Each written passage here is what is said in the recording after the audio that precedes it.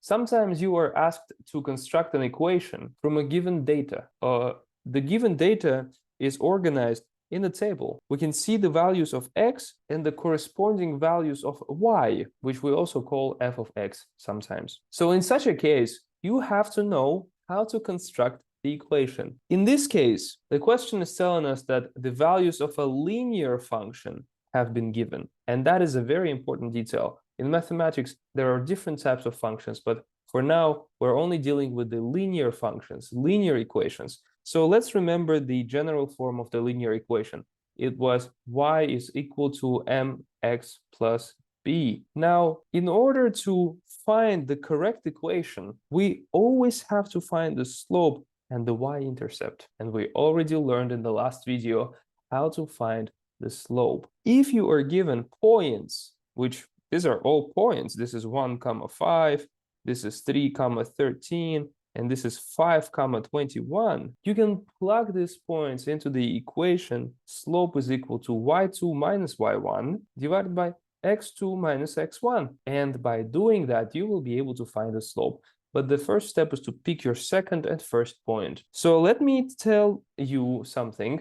The bigger numbers are always the second point, because they're always above on the xy plane, and the smaller numbers are always the first point. So this is the first and this is the second point for a linear equation.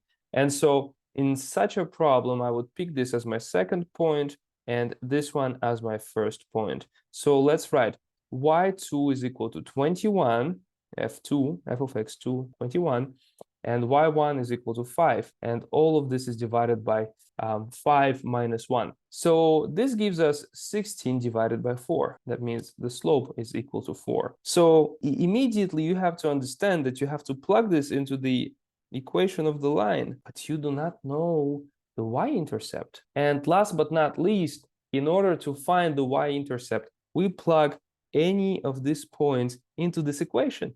You can plug this point, this point, this point, whichever one is the easiest, and we will always go with the easiest point. 1, 5 is very easy to plug because we're dealing with smaller numbers. So do it, and I'll do it also on the screen. If we plug y is equal to 5 and we plug 1 instead of x, we will get something like this. And from here, you can understand that b is equal to 1 because 4 plus 1 is going to give us 5. So b is equal to 1. And finally, if we plug it into this beautiful linear equation, we will get y is equal to 4 times x plus 1, which is, of course, c. This problem could be solved faster. How? Well, you probably noticed that none of the other answer choices has slope 4. That means I can just find the slope when all the slopes are different in all the answer choices. Then once I find the slope, I can immediately pick the choice that has the correct slope. But in other cases, you may get questions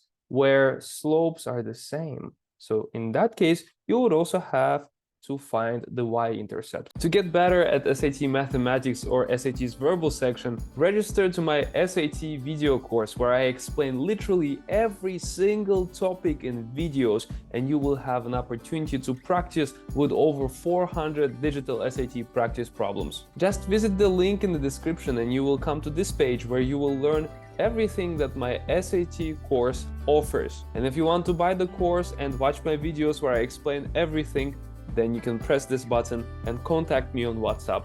Thank you for watching.